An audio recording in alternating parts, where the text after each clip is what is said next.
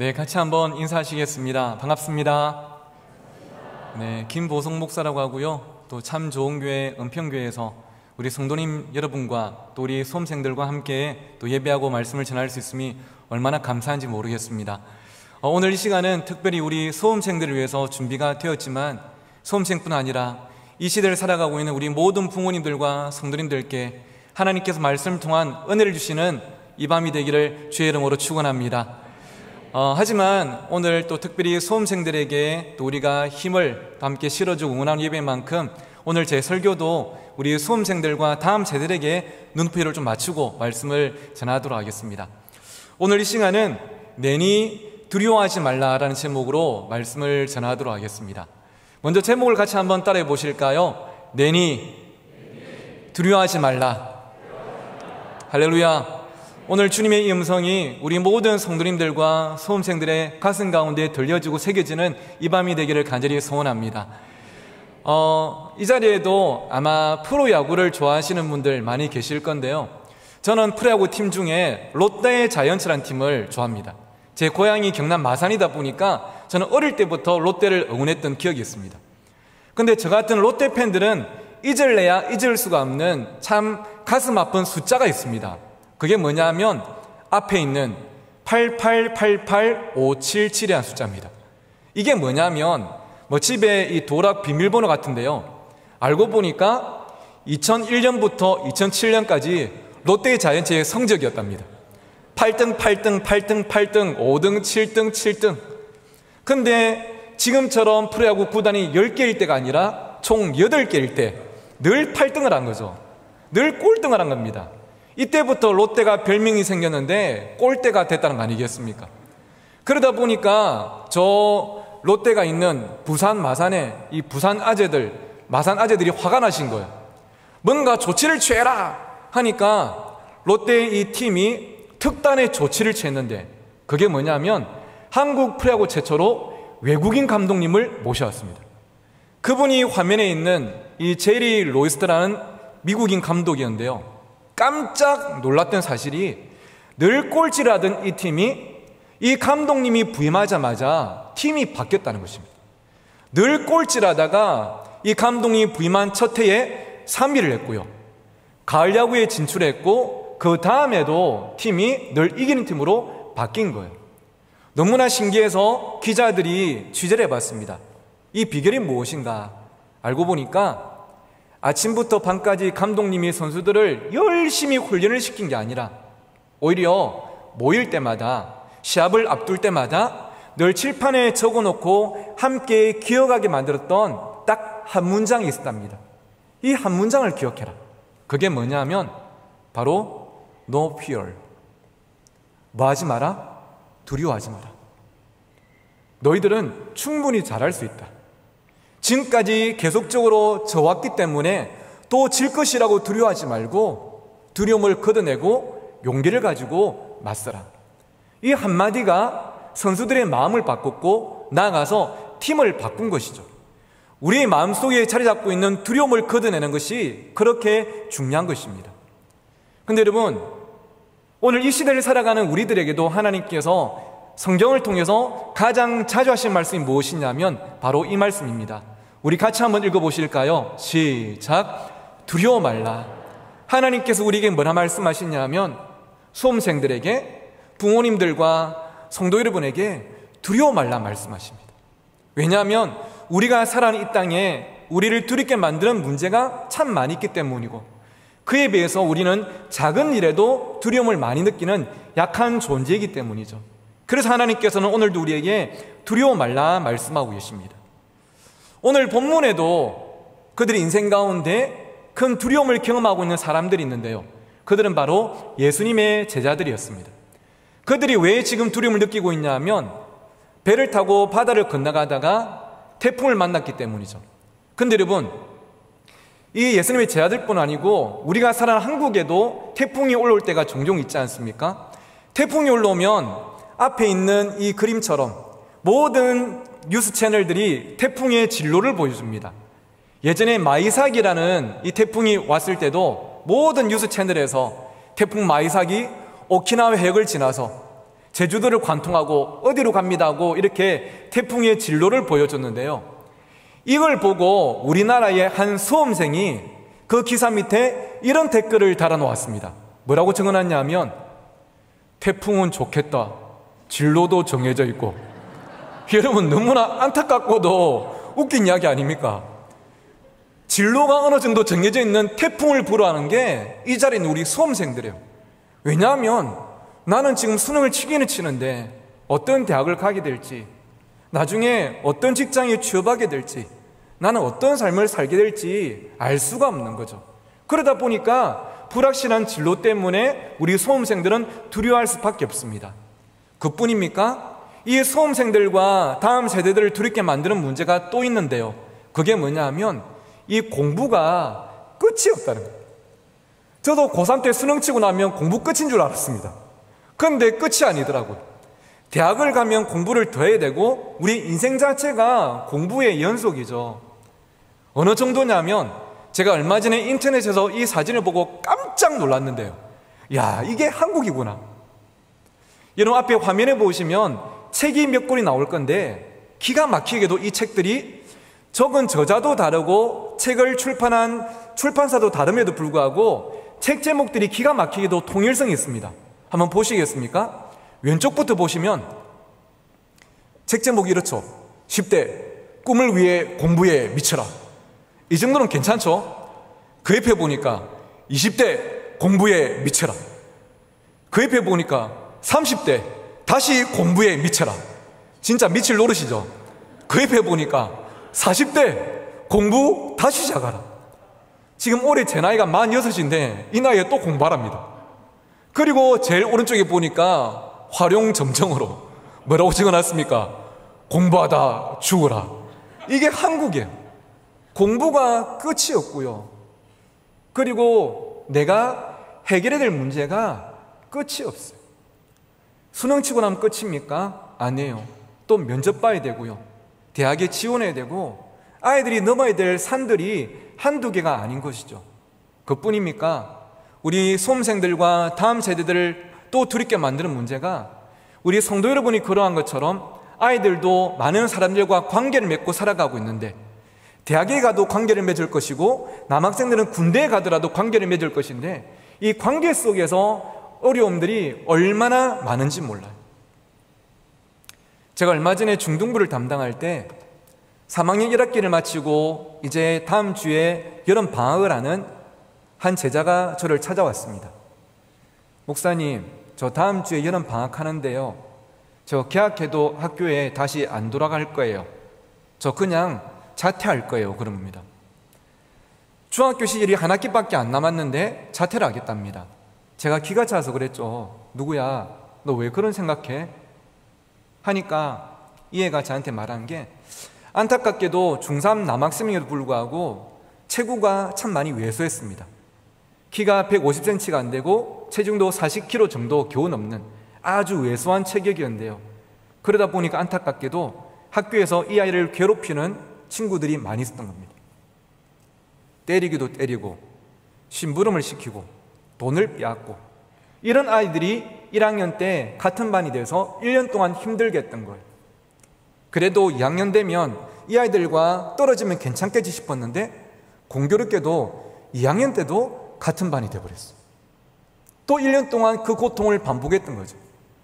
3학년 때는 이제 떨어지면 괜찮겠지 싶었는데 또 이 아이들과 같은 반이 돼버린 것입니다. 5학기 동안 이런 괴로움을 당하다 보니까 이제 한 학기밖에 안 남았음에도 불구하고 내가 한 학기 동안 또 괴롭힘을 당하면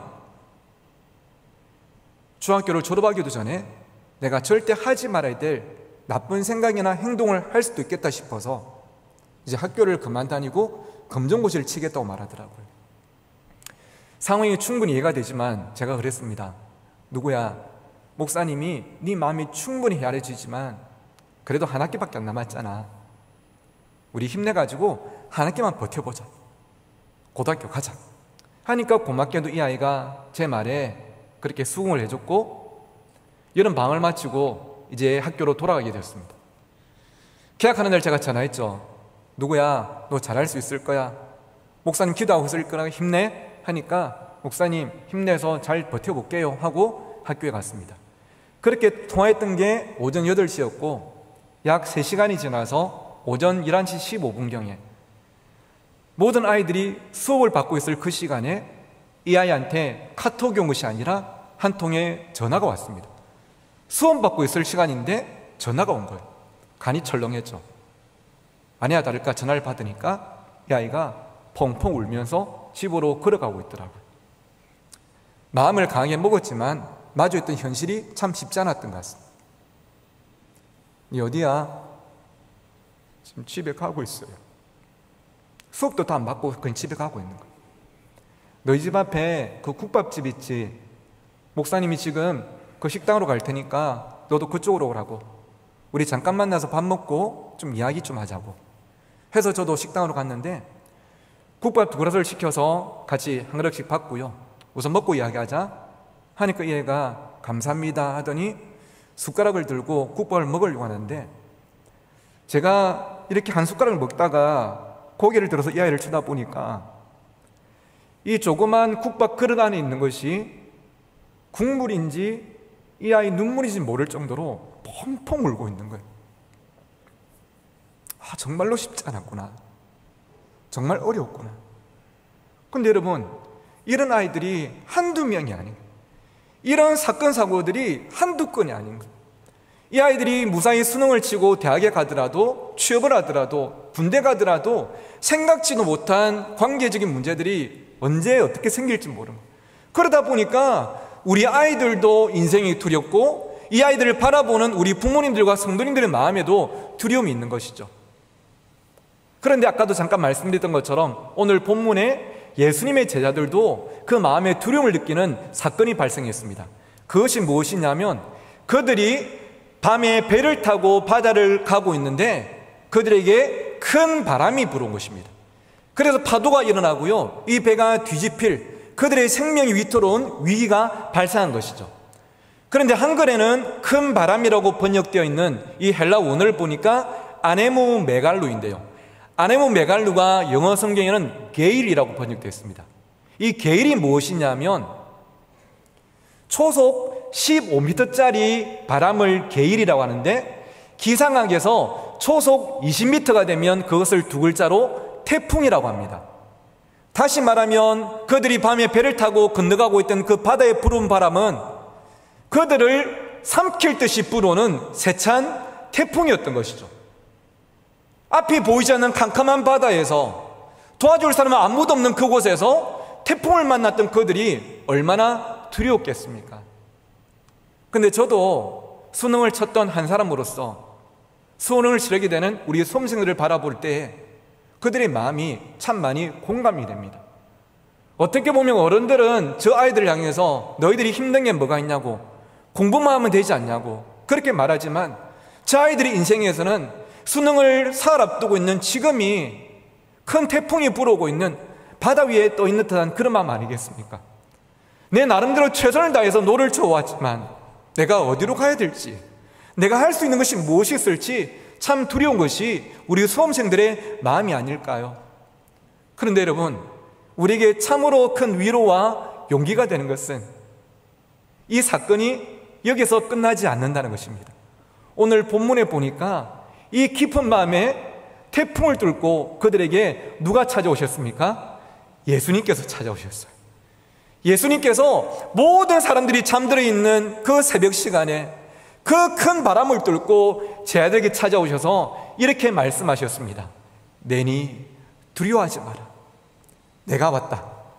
너희들이 이곳에서 큰 어려움을 당하지 않도록, 너희들이 외롭지 않도록, 너희들이 무너지지 않도록 내가 너희들에게 찾아왔다.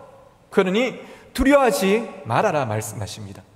사랑하는 수험생 여러분, 그리고 이들을 응원하는 우리 교회의 모든 성도 여러분, 이 예수님 말씀이 오늘 여러분 모두의 귓가에 들려지고 마음에 새겨져서 우리의 삶이 마치 이 바다 위에 있는 배와 같다 할지라도 주님께서 우리의 배 위에 함께 하심으로 세상이 줄 수 없는 평안과 용기를 누리게 되는 여러분 모두가 되시기를 주의 이름으로 축원합니다.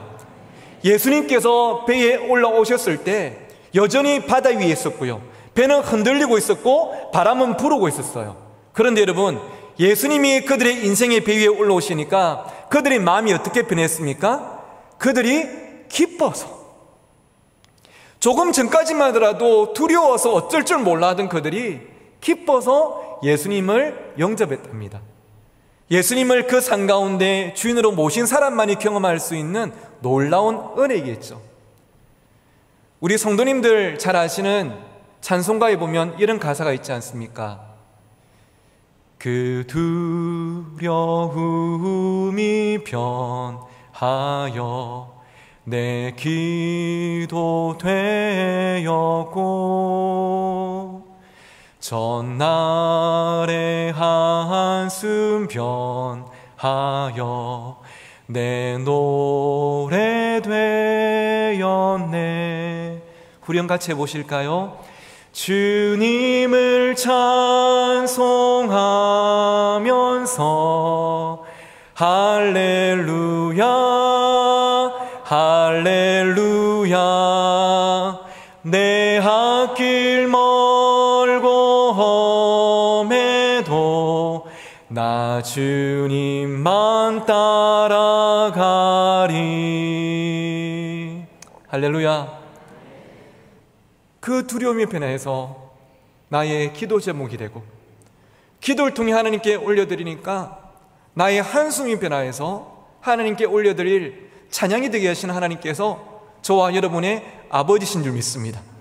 그래서 여전히 우리의 인생에는 코로나19라는 경제적인 어려움이라는 질병이라는 수능이라는 큰 바람이 불어오고 있지만, 하지만 내 인생의 배 위에 하나님께서 함께 하심을 믿고 하나님께서 내 인생을 이끌어 가실 것을 신뢰하면서 믿음으로 항해하는 여러분 모두가 되기를 간절히 소원합니다. 앞에 있는 학생은 하영이라는 제 제자인데요, 물론 왼쪽에 있는 아이가 하영이겠죠. 하영이가 중등부를 졸업하고 고등부에 올라와서 저를 만났는데요, 1월달, 2월달에 함께 밥도 먹고 또 같이 기도회도 하고 또 같이 수련도 하면서 많이 친해졌습니다. 그리고는 3월 초에 부산 금성고등학교 입학을 앞두고 저를 찾아와서, 목사님, 제가 다음 주에 고등학교 입학을 하는데 솔직히 말씀드리면 제가 고등학교 생활을 잘할 자신이 없어요. 근데 목사님이 시간 되시면 학교에 찾아오셔서 저 위해서 기도 한 번만 해주시면 제가 힘을 내서 학교 생활 잘 시작해 볼 수 있을 것 같아요. 그러더라고요. 하영아, 그런 일하면 내가 너 위해서 100번도 더 할 수 있다. 목사님이 다음 주에 입학 시간 그날은 일찍 마치니까 그 다음날 내가 학교에 가서 기도해 줄게. 그리고 우리 같이 데이트하자 하고 야자를 마치는 밤 9시에 찾아가서 교문 앞에서 하영이를 안고 기도했습니다. 하나님, 우리 하영이가 이곳에서 3년 동안 좋은 친구, 좋은 선생님 만나게 하시고, 한 손에는 성경을 들고 한 손에는 펜을 들고 믿음과 실력을 잘 갖추어서 하나님께 쓰임받는 삶 되게 해달라고 그렇게 기도해주고, 부산에 여러분 태종대라고 아시죠? 태종대에 가서 바다 같이 한번 또 이렇게 드라이브하고, 이 사진 찍은 데가 태종대 앞에 있는 할매집이라고 튀김이 유명한 집입니다. 가서 같이 간식을 먹고 집에 태워주고 있었습니다. 그런데 하영이 집 근처까지 왔는데 제 옆에 조수석에 앉아있던 하영이가, 목사님, 저 내리기 전에 부탁 한 개만 더 하고 내려도 괜찮아요? 하영아, 괜찮아. 마음껏 이야기해 하니까 부끄러웠던지 엄청나게 망설이더니, 목사님, 혹시 제가 오늘부터 목사님을요 아빠라고 불러도 괜찮아요? 그런 겁니다. 그래서 야, 괜찮지 임마, 그런 거를 뭐 그렇게 망설이고 있냐, 야, 말 나온 김에 아빠 한번 해봐 하니까 얼굴이 벌개져가지고 이 막 망설이는 어쩔 줄 모르는 표정 있잖아요. 막 하더니 아빠 하는데, 물론 제가 그때 결혼을 했지만 제가 결혼하고 1년 넘게 아기가 안 생기고, 또 임신이 됐지만 유산이 되고, 또 1년 동안 아기가 안 생기고, 좀 그런 과정이 있기 때문에 저를 아빠라고 부르는 자녀가 아직 없을 때였습니다. 그래서 이 제자 하영이가 저를 처음으로 아빠라고 부르는 존재가 되었죠. 근데 딴 건 몰라도 고등부에 올라온 지 2달 된 애가 교육자를 아빠라고 부르고 싶다는 것은 이제 마음이 열렸다는 그 뜻 아니겠습니까? 그것만 해도 얼마나 감사합니까? 그래서 하영아, 네가 아빠라고 부르고 싶으면 언제든지 아빠라 불러. 괜찮아. 근데 목사님이 걱정되는 거는 네가 지금 집에 들어가면 진짜 아빠가 계실 건데 네가 괜히 딴 사람한테 아빠라고 부르는 거 아시면 기분 나빠 안 하실까? 괜찮겠나? 하니까 목사님 그런 걱정은 안 하셔도 괜찮아요. 저 지금 집에 들어가도 아빠 안 계셔서 목사님 그 걱정은 하지 마세요 그러더라고요. 그래서 아빠 어디 가셨냐고 물어보니까 한 5분 동안 말 한마디 없이 가만히 앉아 있는 겁니다. 말을 할까 말까 고민했대요. 그리고 처음으로 저에게 자기 이야기를 들려줬습니다. 하영이의 부모님은 하영이가 초등학교를 입학하기 전에 이혼을 하셨는데요. 이혼을 하시더라도 두 아들을 한 분이 키우시든지 아니면 한 명씩 키우시든지 하는 것이 당연한데 두 분이 서로 미루다가 두 아이를 그냥 버려버린 것입니다. 그리고 연락을 끊어버리고 두 분이 서둘러서 같은 부산 땅에서 재혼을 하신 것이죠. 그냥 한순간에 아이들이 고아가 돼버린 거예요. 있을 수가 없는 일인데 이 안타까운 일이 하영이와 동생 요셉에게 일어나 버렸습니다. 이 소식을 들으셨던 할머니께서 손주들 고아 만들겠다 싶어서 전라도 강진에서 짐을 싸서 부산으로 넘어오셨고, 혹시 부산을 좀 아시는 분 계실지 모르겠는데 부산 범천동 범일동 저 위에 올라가면 안창마을이라는 산 중턱에 있는 판자촌이 있습니다. 거기에서 이 두 손주를 키우기 시작하신 것이죠. 그래서 하영이는 초등학생 때도 중학생 때도 고등학생 때도 학교 마치고 집에 들어왔을 때에 아빠라고 부를 누군가가 단 하루도 없었던 것입니다. 근데 고등부에 와서 저랑 가까워지면서 아빠라고 불러보고 싶은 그 마음이 생겼고, 그리고 그날 저한테 그런 부탁을 한 것이죠. 이야기를 듣고 차 안에서 하영이를 안고 제가 한참 동안 울다가 하영이에게 한 가지 약속을 했습니다. 하영아, 내가 니를 낳지는 않았지만 내가 오늘부터 니한테 아빠 노릇 한번 해볼게. 네가 공부할 수 있도록 뒷바라지하고 신앙적으로 잘 자라서 하나님께 귀하게 쓰임받도록 내가 옆에서 아빠 노릇 한번 해볼게. 손가락을 걸고 약속을 하고 나서 차를 주차하고 함께 집에 들어가 봤습니다. 어떻게 살고 있는지. 그 안창마을 자체가 워낙 어려운 동네다 보니까 어느 정도 예상을 했지만 집에 들어가 보고 깜짝 놀랐어요. 하영이가 고등부 3년 있는 동안 제가 20kg짜리 30kg짜리 쌀을 사가지고 제 차에 싣고 하영이 집에 안 갖다 주면 쌀이 떨어질 때가 있었고요. 교회 권사님들 집사님들께 부탁드려서 반찬을 만들어 주시면 제가 이 반찬을 냉장고에 넣어 드려야만 냉장고에 반찬이 있는 날들이 있었습니다. 평일에는 학교에 교복 입고 하니까 큰 문제가 없는데 주말에 교회 올 때마다 아주 더운 여름 빼고 봄, 가을, 겨울에 늘 입고 왔던 그 빨간색 체크무늬 후드티를 잊을 수가 없어요. 늘 그 옷만 입고 다녔습니다. 여러분, 한 명의 10대에게 얼마나 가혹한 현실이었겠습니까? 그 인생의 배 위에 불어오고 있는 큰 바람이 얼마나 두려웠겠습니까? 그런데 참으로 감사했던 것은 이 하영이가 중학생 때 친구 성년의 전도로 교회를 다니기 시작한 것입니다. 부산 범천교에 와서 신앙생활을 시작했고요. 그리고 처음 참석했던 수련회에서 예수님을 인격적으로 만나게 되었습니다. 이때부터 자신의 삶을 성경으로 믿음으로 해석하면서 애가 버티고 견디면서 살아가는데요. 고등학생이 되었어도 수련회 때마다 앞에 나와서 무릎 꿇고 기도하는데 눈물을 뚝뚝 흘리면서도 또박또박 기도하던 그 내용을 제가 잊을 수가 없습니다. 하나님도 아시다시피 저는 돈도 없고 부모님도 안 계세요. 하지만 저한테 하나님이 계셔서 얼마나 감사한지 몰라요. 하나님은 저 버리지 마시고 떠나지도 마시고 끝까지 저와 함께 해주세요. 그래서 제가 하나님께 쓰임받는 사람 되게 해주세요. 김보성 목사님께서 설교 때 늘 강조하시는 것처럼 저의 상처가 저의 사명이 되게 해주세요. 늘 그 믿음으로 버텨나가요. 연세가 90이 되신 할머니께서 편찮으셔서 병원에 몇 달 입원하시면 이 두 형제를 저희 집에 데려와서 그 원룸 아파트에서 아내랑 같이 살기도 하고, 또 저도 이렇게 설교를 하거나 강의를 하고 나서 조금 돈이 생기면 그 돈을 모아서 학원에 등록시키기도 하고 책을 사주기도 하고, 진짜 아빠는 아니지만 아빠 노릇이다 해보려고 나름 애를 썼습니다. 그렇게 2년이 지나가고 고3이 되었을 때 항이가 2월 말에 고등부 수련을 마치고 나서 저를 찾아와서 이렇게 이야기했습니다. 아버지, 제가 처음으로 꿈이 생겼어요. 지금까지 꿈이 없었는데 지난 수련회 때 아버지 설교를 듣고 제가 꿈이 생겼고요, 가고 싶은 대학도 구체적으로 정했어요. 이게 얼마나 참 반가운 말인지. 늘 꿈을 물어볼 때마다 꿈이 없다고 말해서 참 많이 안타까운데, 꿈이 있으면 이 어려운 현실을 뭔가 돌파할 힘이 생길 것 같아서 늘 꿈을 가지라 말했는데, 꿈이 한 번도 없던 항이가 꿈이 생겼대요.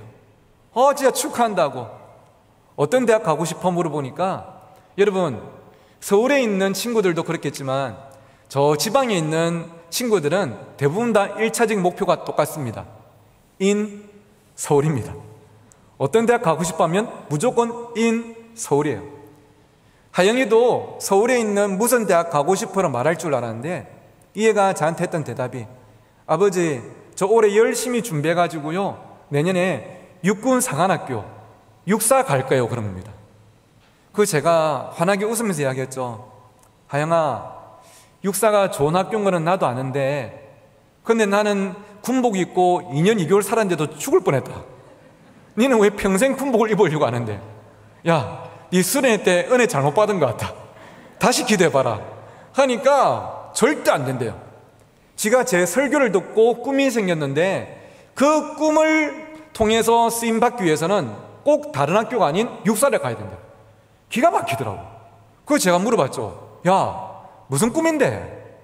하니까 저한테 되묻는 게, 아버지, 이틀 전에 수련회 때 하셨던 설교 제목 기억나요? 근데 갑자기 기억이 안 나더라고요. 내가 무슨 설교했는데?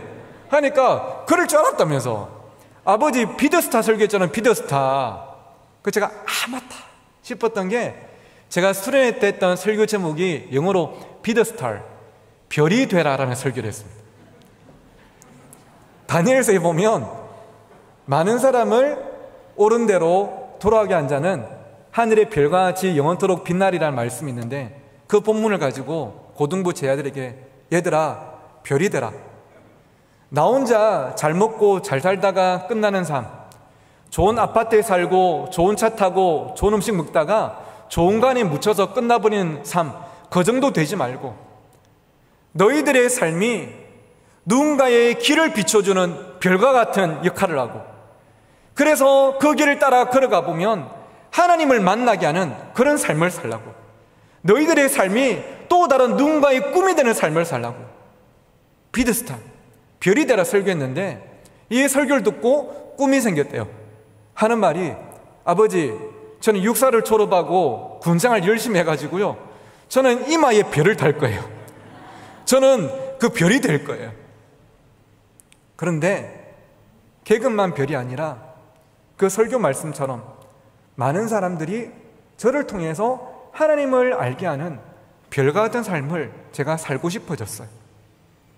언젠가 제가 부대장이 되었을 때에 제 앞에 있는 젊은이들에게, 나를 봐라.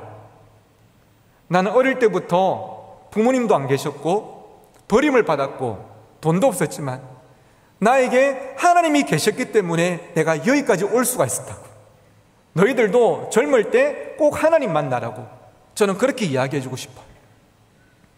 그리고는 고3 한 해 동안 그 하영이가 참 열심히 공부하고 참 열심히 신앙생활하고 나서 수능을 치고 진학을 했는데, 참 감사하게도 하나님께서 육군상안학교에 입학을 시켜주셨습니다.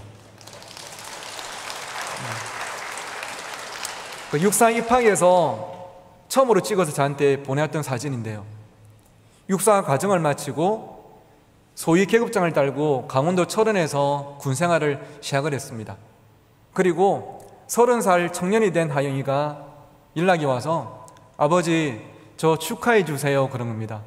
하영아, 좋은 일 있나? 하니까, 아버지, 저 결혼합니다.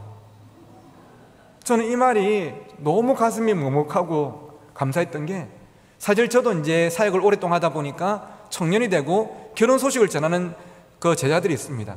근데 하영이의 소식이 더 가슴이 찡했던 것은, 하영이가 고등학생 때 제가 물어보지도 않았는데 그냥 갑자기 툭툭 던지는 말이 이 말이었어요. 저는 장가 안 갈 거예요. 저는 결혼 안 할 거예요. 처음에는 왜 이런 말을 하지 싶었는데 몇 번 듣다 보니까, 아, 가정에 대한 상처가 이 아이로 하여금 이런 말을 하게 만드는구나. 참 그게 가슴이 아팠는데요.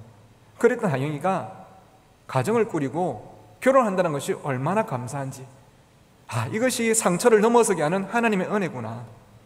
아버지, 결혼식 꼭 오셔야 돼요. 그날 안 오시면 저 한동안 못 볼 줄 몰라요. 그러더라고요. 그거 좀 말이 이상하길래, 니 무슨 일 있나 하니까 한 가지 소식을 더 전하는데, 제가 정확한 명칭은 모르겠지만 우리나라 전 이 군인들, 장교들 중에 한두 명을 선발해가지고 미국 국방부로 파견 연수를 보내는 프로그램이 있는데요, 그 모범 장교에 선발이 된 거예요. 그래서 결혼 날짜를 좀 더 당기고 이제 미국으로 가게 되는데, 미국 가 있는 동안 당연히 우리가 못 볼 거고, 연수 마치고 한국에 돌아오더라도 지 말로 지가 바빠져서 저를 만나주기가 힘들 거라고 결혼식 와서 보고 가라 하더라고요. 알겠다 임마 해가지고 가서 이제 결혼식 축하를 하고 또 미국에서 사진을 보내왔는데요, 전 세계에서 온 장교들과 함께 공부를 하고 연수를 받으면서 또 진짜 별 같은 삶을 살고자 준비하는 것이죠. 제게 연락이 올 때마다 늘 이렇게 이야기합니다. 아버지, 저는 별이 될 겁니다. 계급만 별이 아니라 많은 사람을 하나님께로 인도하는 별 같은 삶을 꼭 살아가고 싶습니다. 여러분, 저는 이것이 바로 복음의 능력인 줄 믿습니다. 큰 바람이 불어오는 바다 위를 가고 있지만, 한 치 앞이 보이지 않지만, 하지만 예수 그리스도께서 내 인생의 배 위에 함께 있음을 경험할 때 우리는 다시 한 번 더 마음의 평안을 누리면서 힘차게 인생의 노를 저어갈 수 있는 것이죠. 사랑하는 수험생 여러분, 하나님께서 수능 당일 아침부터 오후까지 여러분과 함께 해주시기를 주의 이름으로 축원합니다. 하지만 여러분 아시죠? 그날이 끝이 아니에요.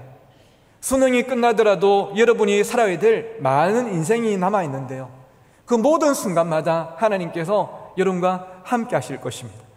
때로는 힘들고 막막하고 우울하고 절망적인 현실이 여러분을 기다린다 할지라도 그 문제에 집중하지 않고 여러분과 함께 하시는 하나님께 집중하고 그 하나님께 여러분 인생을 맡기고 나아갈 때 하나님께서 여러분을 하늘의 별과 같이 귀하게 써 나가실 줄 믿습니다.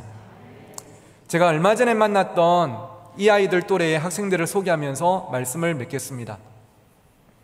하루는 경기도 여주에 있는 한 교회에서 전화가 왔습니다. 내용인즉슨 몇 달 뒤에 내년 2월 달에 있는 자기들 교회 중고등부 자체 수련에 와서 설교를 해달라는 내용이었어요. 그런 연락들은 감사하게도 자주 받기 때문에 그런 연락이 온 자체가 이상은 아니었지만, 이 연락을 해온 사람이 누구인가가 평소와는 조금은 달랐습니다. 평소에는 담당 교육자님이나 또는 선생님께서 이렇게 강사 섭외 연락을 주시는데요, 그날 저한테 연락을 해왔던 사람은 교육자나 교사가 아니고 그 교회 고등학교 2학년 남학생이었습니다. 학생이 저한테 전화가 와서 설교를 좀 해달라는 거예요. 이야기를 들어보니까 그 교회는 개척된 지 약 1년 반 정도 된 작은 개척교회였습니다. 어른들은 10명 정도 모이고 어른 수에 비해서는 중고등학생이 많이 모이는데 6명이 함께 모이고 있었답니다. 그런데 개척교회다 보니까 당연히 중고등부 담당 교육자님도 안 계시고 중고등부 부서도 없고 중고등부 예배도 없었대요. 주일이 되면 오후 1시에 6명이 모여가지고 조그만 소그룹실에서 찬양 한 곡 부르고 노트북을 펴놓고 저 같은 청소년 사역자들의 설교 한 편을 유튜브로 보고 같이 기도하고 끝나는 게 자기들의 예배였답니다. 그런데 저한테 전화하기 한 달 전 8월달 여름방학 때 경기도 안산에 있었던 한 연합수련회에 참석했는데요, 이 6명이 여주에서 시외버스를 타고 안산까지 와서 이 수련회에 함께 참석을 한 겁니다. 전국에서 약 1,500명 정도가 모였었는데 감사하게도 이 아이들이 강사로 갔던 제 설교를 듣고 은혜를 받았대요. 그리고는 수련을 마치고 여주로 돌아가는 시외버스 안에서 자기들끼리 이렇게 의논을 했답니다. 이 맏형인 고등학교 2학년 남학생이 얘들아, 이번에 수련회 때 우리 은혜 많이 받았지.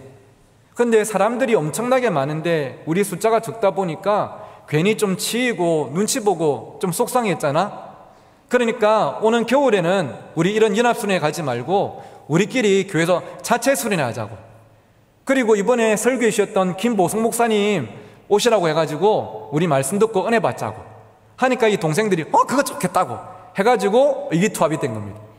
그리고 이 고등학교 2학년 남학생이 그 연합수련회의 대표 목사님께 제 연락처를 물어가지고 저한테 전화를 해온 거예요. 그리고 저한테 말했습니다. 목사님, 방금 말씀드린 것처럼 저희 교회가 개척교회다 보니까 목사님이 오셔서 말씀을 전해주셔도 죄송하지만 강사비는 못 드릴 것 같아요. 근데 이틀 동안 설교는 5번 해주시면 좋을 것 같아요. 그러더라고요. 그거 제가 그랬습니다. 야, 너 그거 좀 심하다. 내가 강사비 안 받는 거는 전혀 문제 아닌데 이틀 동안 5번 내가 설교를 해본 적이 없어가지고 야, 그게 가능할지 모르겠다. 근데 날짜가 언제라고? 하니까 내년 2월 며칠 이틀 생각하고 있어요. 잠깐만, 내가 폰 안에 있는 일정표 보고 이야기해 줄 테니까 잠깐만 기다려 하고 일정표를 보니까 사실 그때는 제가 이 다음 세대 사역을 하던 때라 가지고 8월 말 9월 초가 되면 내년 겨울 사역 일정이 거의 다 잡혀 있었습니다. 그런데 일정을 딱 보니까 딱 그 날짜만 비어 있는 거예요. 비어 있네? 하니까 비어 있을 줄 알았어요. 어떻게 알았어? 하니까 보통 교회들이 2주간에는 수련을 잘 안 하더라고요 하면서 졸업식 때문에 교회들이 수련을 좀 피하는 주간이 있었거든요. 아이들이 교회 짬밥이 있다 보니까 그걸 알더라고요. 민수야, 너희들 6명이라 그랬지? 네. 목사님이 너희들 말한 그 날짜에 너희들 숫자만큼 겨울에 따끈따끈한 호빵이랑 바나나 우유랑 사갈 테니까 우리 같이 앉아서 맛있게 먹고 이틀 동안 은혜 받자. 나도 지금 일정 확정해놓고 다른 어떤 교회나 단체에서 연락 와도 내가 이때는 절대 일정 잡지 않고 너희들한테 집중할 테니까 너희들도 담임 목사님께 말씀드려서 허락받고 지금부터 기도로 준비하라고. 그리고 몇 개월이 지나서 약속한 그 날짜에 경기도 여주에 그 교회 갔습니다. 아이들이 참석했는데 6명이 참석했어요. 참석률 100%였습니다. 저랑 같이 이렇게 넓은 예배당이 어디 있습니까? 조그만 소그룹실에서 7명이 둘러앉았는데요. 아이들 6명이다 보니까 찬양팀이 어디 있습니까? 제가 기타 챙겨가지고 30분 동안 찬양 인도하고 1시간 반 동안 설교하고 끝나고 나면 30분 내지 1시간 동안 기도에 인도하고 이거를 이틀 동안 5번 하고 진짜 힘들었습니다. 근데 감사하게도 밥은 제가 안 했고요. 이 아이들 중에 엄마 한 명이 오셔가지고 끼니 때마다 밥을 해주셨어요. 그런데 명색이 수련회인데 한 끼 정도는 아이들 고기를 좀 먹여야겠다 싶어가지고 제가 검색을 해보니까 여주 시내에 잘하는 고깃집이 있더라고요. 이틀째 점심때 아이들을 제 차에 태우고 고깃집에 갔습니다. 그래서 함께 고기를 구우면서 또 밥을 먹으면서 이야기를 나눴죠. 집회 시간에는 미처 나누지 못했던 아이들의 이야기를 듣고 저희 격려를 해주고 함께 이야기를 나눴는데요. 이야기를 나누다가 제가 깜짝 놀랐던 것이 무엇이냐면 이 아이들 6명 중에 한 명도 사연이 없는 애가 아무도 없는 거예요. 아이들이 자기 이야기를 하는데 한 명은 아빠가 알코올 중독 환자라서 집에서 도저히 감당이 안 돼서 병원에 지금 격리되어 있는지 1년이 다 되어가고 근데 아직까지 집에 못 돌아오고 계시고